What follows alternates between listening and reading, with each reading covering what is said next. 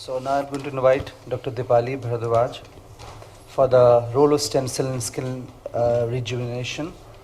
Dr. Bharadwaj is a great dermatologist who has a lot of good experience in cosmetology, doing a lot of wonderful work here.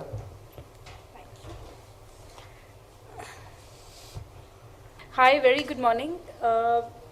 I'm sure all of you are doing a lot more work than me in stem cells, as I realized yesterday, and Dr. Shankar is already doing so much in hair. Can I have a rough idea how many of you are using aesthetic science and stem cells currently in your practice? A lot of you, I think. So I think this could be a learning experience for me also. What I'm doing is like a basic dermatologist. I've been doing this for 6 years, what I call PRP at my clinic. And my PRP is every year designed in a new way.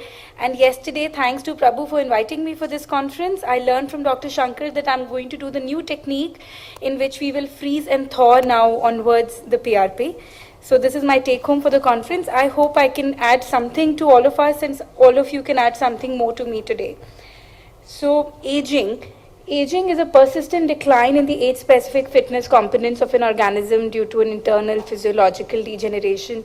We all know that, and we are all going there. And I'm not going to waste our time discussing this to all the senior doctors present here. The biology of aging is well known to all of us. We are seeing it every day at our house and to our own self. Role of telomeres, I think the previous speaker to me knows all these things even better and is doing all these engineering and stuff. And we as dermatologists, we as MBBS physicians are reading what the scientists globally are doing. We know that telomeres remain active in sperms and eggs, which are passed from one generation to the next. And a lot of geneticists and a lot of scientific research is going on in the world to find the reasons of aging and how to control this telomerase enzyme. The telomerase reverse aging enzyme is actually the research and the big golden diamond and jewel in this field which everybody is researching. It will be a dream that for doctors like us that we actually find that, and we have to stop doing so many treatments, and all the Botox and derma rollers and everything from the clinic would go away, and there will be a magical injection of an enzyme. Role of metabolism is very important. We are what we eat. We need to remember that the face is like a mirror, the skin is like a mirror. So if whatever you're going to eat, the role of metabolism is going to show. And currently the fashion standards are not limited to the face only, because we as women are of course wearing always from sleeveless to different kind of clothes.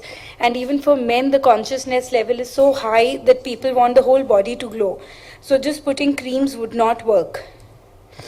Role of food, like there are a lot of foods which we shouldn't eat. We as doctors also, I feel like I have really changed my habits by giving such talks, being a dermatologist, meeting every day a lot of ladies who are so conscious for themselves that I have really changed my habits. And hopefully I'll be thinner in the next conference when I meet you. And besides that, that will be a thing I'm sure that my chairperson would agree, all of us ladies are always wanting to be. But even for being younger, like how there's this international book by this Hollywood actress who says only purple diets. So, these fads actually work. But yes, being an Indian, or maybe because of the kind of values we have, and we are the Prantha families, the North Indians, at least 2 days a week we can eat what we want to, or 1 day cheating is allowed. But 5 days during our working hours, I have started to actually just nibble on dry fruits, salads, no oils, maximum 1 teaspoon of oil. The day I have no oil, I actually go home and take out 1 teaspoon and have it to control the urge. And also olive oil we know has anti-aging and the essential fatty acids, and a little oil is of course needed. Role of genetic factors we cannot change, but as a dermatologist, I tell all my patients, especially when a mother and daughter comes, that if they start my treatments at the right age, like a lot of times also you must have been asked, when is the right time to start anti-aging, doctor? Anti-aging starts at 20. It actually starts when we are born, but if you start at 20 and you control, you see your own parent and you see, okay, this is where she's wrinkling, this is where I have to take care. That is the right approach towards anti-aging in my view.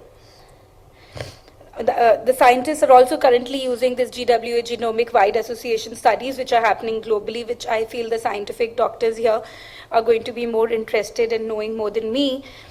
So PRP is platelet-rich plasma. I define it as food for your skin or food for your hair to my patients. It's the biological food, and it is an autologous preparation of platelets and concentrated plasma.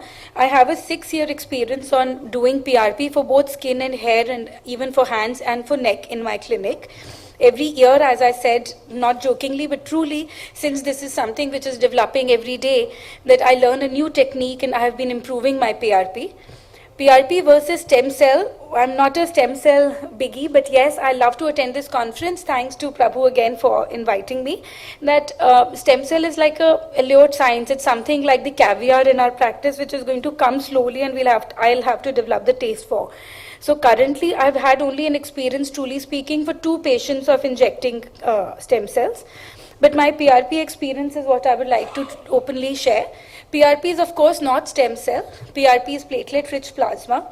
This biological medicine is going to elicit a healing response. It stimulates the native cells, native stem cells, to repair when administered. Since it contains platelets which will release alpha granules, we'll see it in the coming slide. Stem cell is a generic cell that can make exact copies of itself indefinitely. So it will differentiate and self-renew into identical stem cells and specialize in the kind of medium it is kept. Similarities are also there between stem cells and PRP. They both elicit a healing response. They tell the native cells to heal and proliferate, that is, grow in number. They are immunoregulatory. They can come from your own body. There is a natural mechanism for healing. But there are differences that stem cell can turn into other cell types, and PRP are actually differentiated into fate of a platelet. They can continuously renew themselves as stem cells, but PRP is going to have limited number of cell divisions. Stem cells can replace lost cells by dividing and differentiating into the cell type needed. It doesn't directly replace the lost cells in PRP, but promotes healing in the area where you're going to inject it. Although the optimal PRP concentration is unclear, the current methods by which we are doing has been reported to be almost 300 to 700% enrichment, with platelet concentrations consequently increasing to greater than 1 lakh or 10 lakh platelets per microliters. Various growth factors which are secreted from the alpha granules, that is the main funda, that is the main thing in platelet, is the alpha granule, which is going to release a lot of activated factors which will cause aggregation induction. These factors regulate processes including cell migration, attachment, proliferation, and differentiation, and promote the ECM accumulation, that is the extracellular matrix, by binding to the specific cell surface receptors. Specific function of each growth factor has been defined in our biological medicine, which is PDGF, FGF, EGF, VEGF, and TGF alpha. All are having a different kind of a concept and help in improving the skin. Like FGF, we know, is going to improve the collagen productions, and EGF is going to promote the cell growth. So every factor has been defined into different way. There are certain senior doctors here who have actually in their PRP also differentiated which factor is being given more. I haven't done that. So aging of human skin, which I love to talk and read and do, is aging of human skin results from a combination of a gradual decline in function over time, that is intrinsic aging, and cumulative damage, which is caused by the extrinsic factors, is extrinsic aging. So we as a doctor are totally, in my practice, we are surely dealing with extrinsic aging, but we should not forget to tell our patient that what to eat, how to think, actually what to eat, positive thoughts, that's all a part and parcel of our practice. These are the signs of aging. Nobody wants to look on the right side of the face, and they don't want their face to look. But unfortunately for me and unfortunately for them, we all do. So how to prevent is what we need to explain our patients today. There is going to be a gravitational change due to loss of elasticity. There is loss of subcutaneous fat, remodeling of the bony structures, which is going to happen over a period of time. Repetitive muscle activity, photo damage, and smoking. Smoking, both active and passive, is very dangerous for the skin. In dermis, the UVB, which is going to be the photo damage, is going to stimulate collagenase production by human dermal fibroblasts and induce collagenase gene expression. In skin which is continuously exposed to the sunlight of UVB, collagen degeneration and altered deposition of the elastic tissue results are seen, which will eventually lead to a wrinkle. That is the pathophysiological definition of a wrinkle. Since PRP has various growth factors with roles in skin regeneration, it is hypothesized that PRP can actually induce the synthesis of collagen and other matrix components by stimulating the activation of these fibroblasts by the help of that FGF, fibroblast growth factor, which will help in regenerating the skin. Absolute contraindications which we feel should be done during PRP for face or hair is platelet dysfunction syndrome, critical thrombocytopenia, hemodynamic instability, septicemia, local infection at the site of your procedure, and of course patient unwilling to accept any kind of risk. Also, I would say you can add a patient who is having some extreme kind of hopes from this kind of treatment. We shouldn't do for a patient who is expecting to suddenly turn 10 years back from the clock.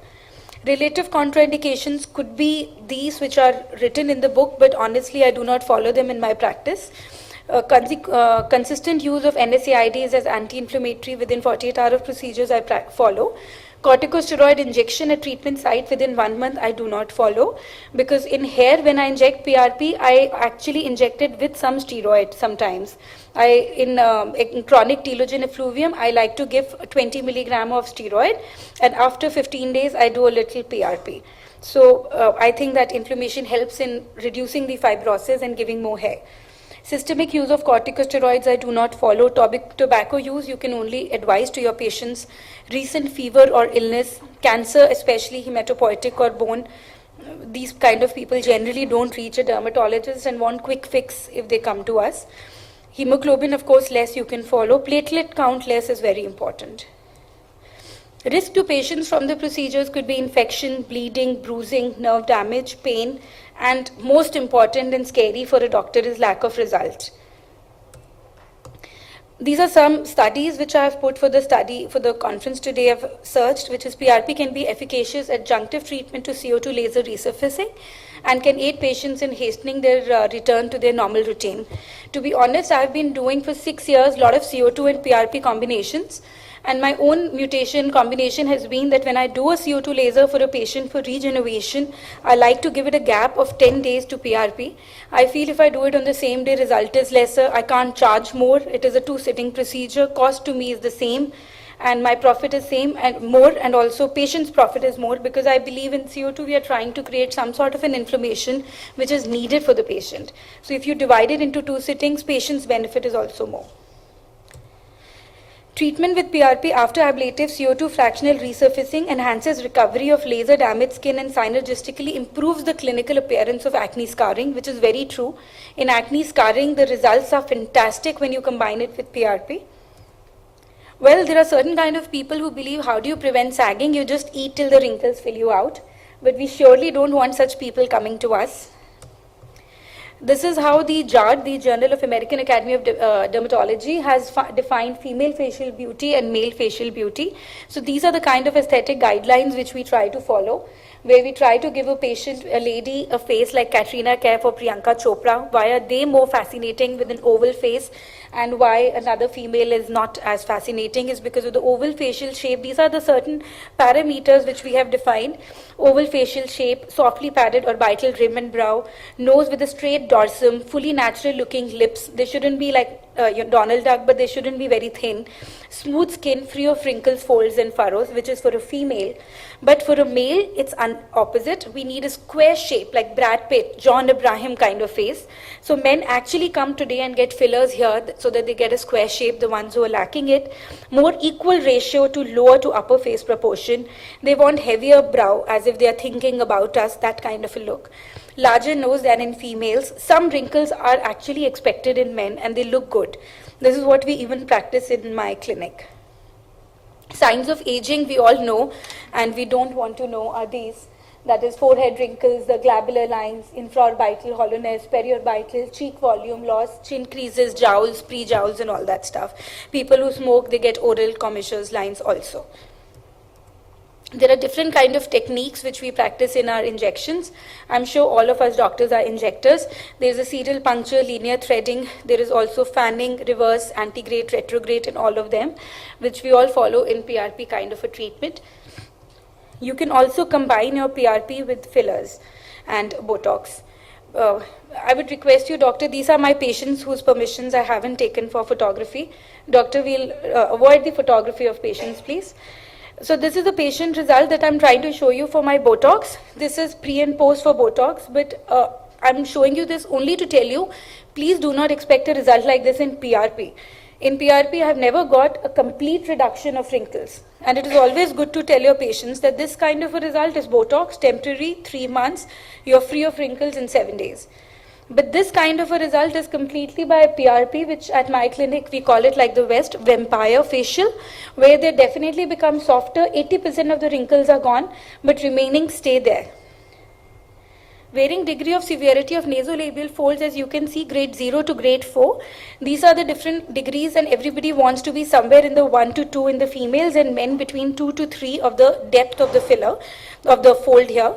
So this kind of a result also can be achieved by a filler.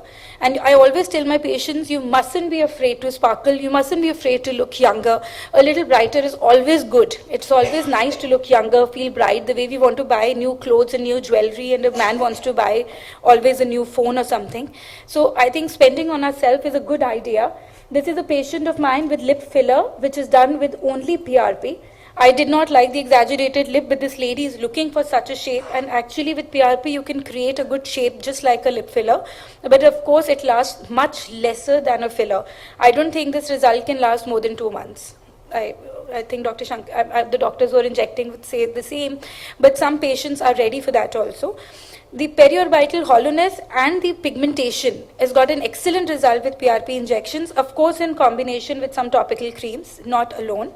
So this is also a PRP vampire facial done for this lady in the periorbital area for regeneration purpose. Interestingly, PRP is the only injection. So we'll avoid the patient photography, please. Rest presentation is okay, please. You can even inject in the upper eyelid compared to any other treatment. I do not even inject Botox here, of course, but I inject PRP in the upper eyelid, which I find very exciting. This is my patient again with the vampire facial. She's had 3 sessions, 1 every month, and the eventual result has been very good for the under eye and the nasolabial fold. She said, I am very natural, I don't want Botox filler. This is a new fad which has started, by the way, in Delhi, that no Botox, no filler. They feel it's natural, but they are ready to do the vampire facial every day also if the doctor tells them. So we do it every month for them at my clinic, and it's got very good results, no side effects. Acne scarring, this patient also was very scared for her family for doing laser. By the time she came to me, she had already had some lasers somewhere and she wasn't happy. So only PRP and subcision has been done for her. 2 sessions each, and I think result is okay. This is also a result of only 1 session of PRP in acne scarring. Because of the inflammatory factors, this alpha granules is releasing the fibroblast growth factor. Result is actually good and makes the skin slightly better.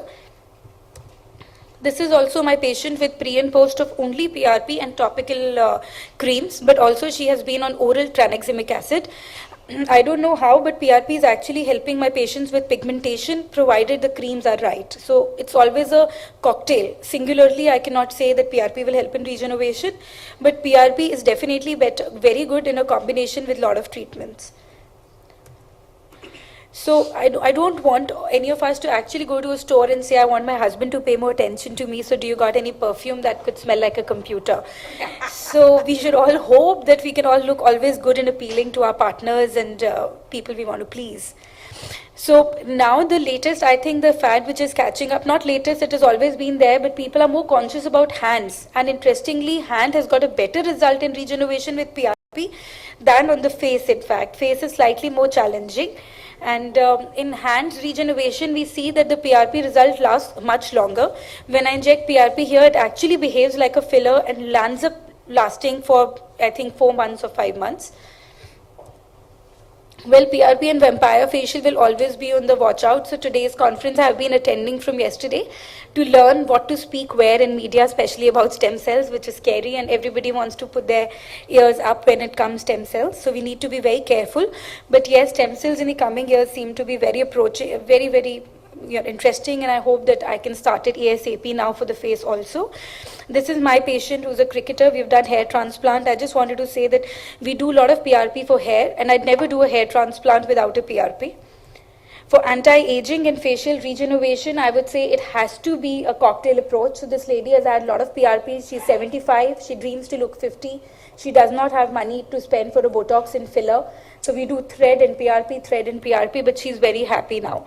So this is a patient with acne scarring, which has got, again, a cocktail approach. We've done laser for her, we've done peels, and we've done PRP. The result is very good.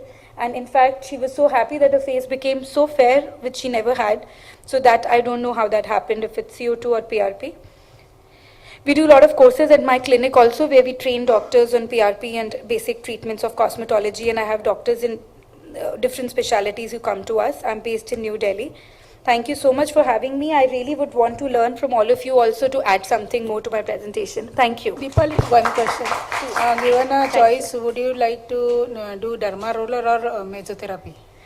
For sure, mesotherapy. Derma roller is actually going to be something like PRP only. Derma roller creates a thin layer of plasma on your face. That's what it does, and that's how it works.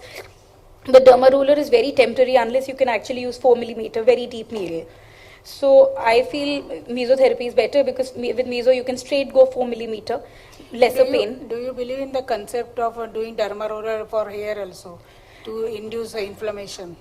No, I have done all this actually, done and left. Okay. So I have a CO2 laser. What I do is I laze my patients for most of the things. Since I bought a machine for 32 lakhs, I don't want to buy 1,000 rupees derma roller and increase my cost. Machine is already there. So if you can actually use even minoxidil and put little bit of CO2 laser, you will non-focused mode, keep it far and just scatter it if you have a CO2 machine. If you do not have, you can use derma roller for hair is a good idea, but face it is not required. Thank you. How do you compare the micro needling PRP or laser and PRP? Okay. Coming from the professor, this question. So, sir, I feel that laser in PRP is much better. Because laser is always going to be more specific and it's better. I think even for all of us, when I started my practice, I did not have a laser, so I used to do a derma roller. The second I got a laser and I started to use the laser, the results are more better. So I don't know what's going to come next. I use a lot of derma pen. I do not have a micro needle, that gun which a lot of doctors might have. So I use a derma pen for micro needling for some patients who wanted needleless. So it's got very good results. Post laser, I feel laser is much better, more friendly if we know how to use our laser, which I think all of us who have lasers know. You can combine your laser. Yesterday's doctor said that we can do it on the same day when I asked him. But I have done the same day also for at least, say, 50 patients. Now I do the laser today, and I like to do my PRP after 10 days.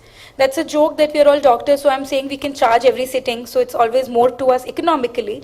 But I feel even to the patient, it's better. And by the time the inflammatory factors for CO2 have been on rise and are falling, and then again you create PRP and a new injury in the face, so the results are, I feel, much better.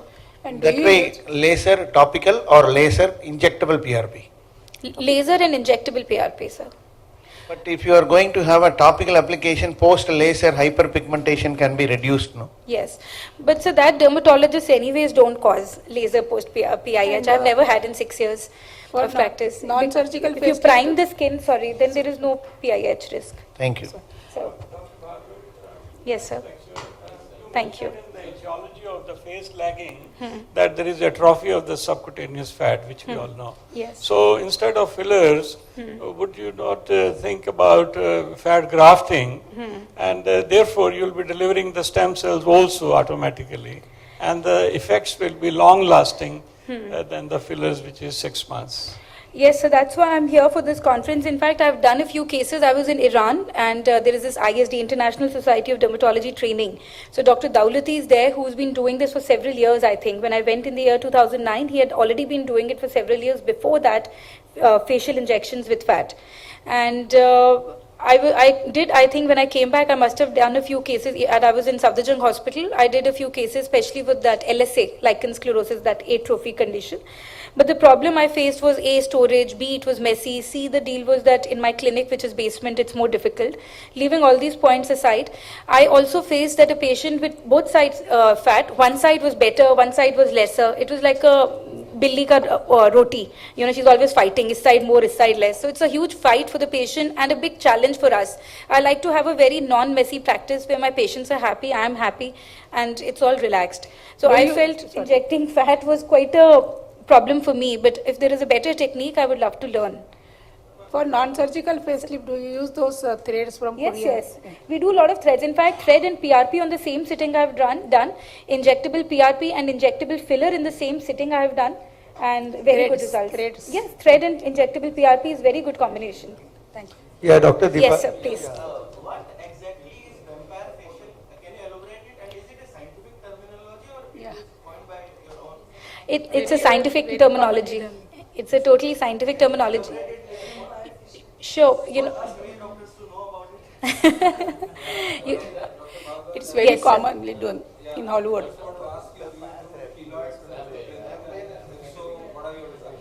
So with keloids, I'm getting very good result. In fact, yes, I have injected PRP in a keloid.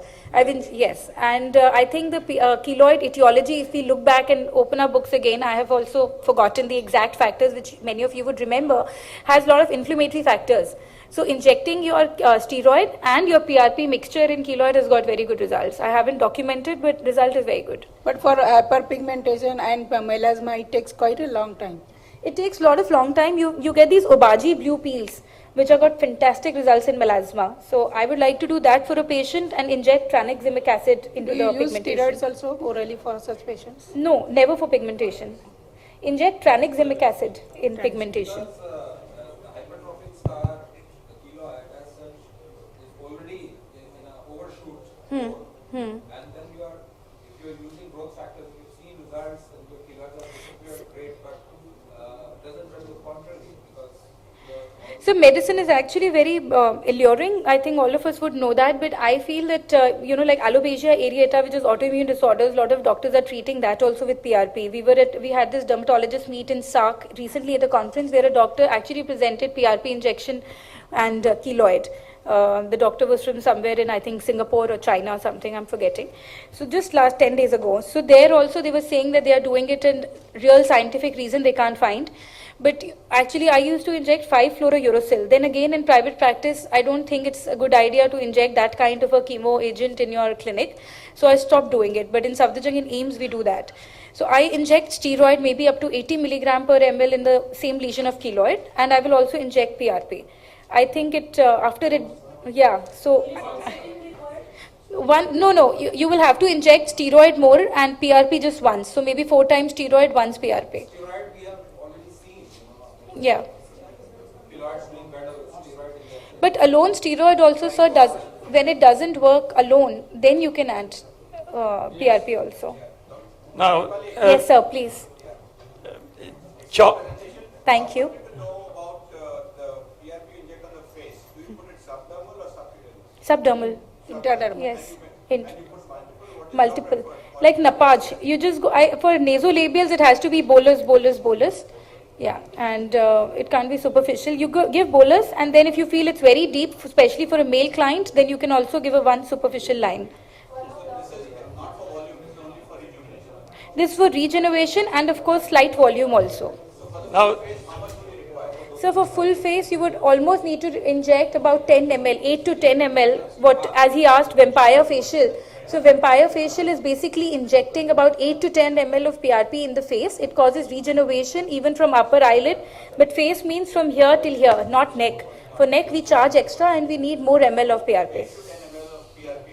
For vampire facial, you use dermaroller also, no? No, for face. No area to avoid, tip of nose and all. Nose I've never done. Yeah, except for scrunch here we do, but not below. Yeah, infraorbital has got, I showed one photo also, sir, my patient, and very good results for infraorbital I would PRP. like to add one thing. I actually do limited areas. We do where the patient needs it more, and especially if somebody has some melasma, PIH, pigmentation, there instead of injecting PRP, I inject tranexamic acid or vitamin C, or both vitamin C and tranexamic acid. So Recently, we have started. the vampire facial will last a patient almost 50, at least say if the lady is above 50 plus, it will last you 6 months. So this is one facial which a lot of my patients are doing, say before marriages and all in the family, before Diwali starts, and then they can run it over till March. So the glow stays for 5-6 months. I would like to add one thing. We are now using stem cell along for face and these things along with PRP. Yes, yeah, but I'm going to start. I'm waiting for the results, but Great. hopefully wait. Now, this word vampire facelift was given by Charles Roonan. He's an American physician, and he does PRP for sexual disorders also, especially in women who are anorgasmic. And the later part of their life, if you inject in the vaginal area, and people also talk about G-point stimulation or augmentation. So PRP has various roles, even in the urinary bladder people have used it. So I think PRP is good stuff, you know, you all know. But it was Charles Roonan, it is not... Regenerative medicine is only PRP and stem cells. Sir is asking something relevant. So for the hair regrowth, it depends on post-hair transplant or without. If it's without, then you have to do it. If it's a male patient or a female patient, it will differ. So for if it's a male patient, 0, 1 and 3. Yeah, at 0, day 0, after 1 month, after 3 months. And if it is a female patient, female pattern hair loss has got fantastic results with PRP. You don't need to do anything. For male pattern, if the patient is unwilling for hair transplant, do PRP and also inject steroid. But in that case, not more than 20 mg per session.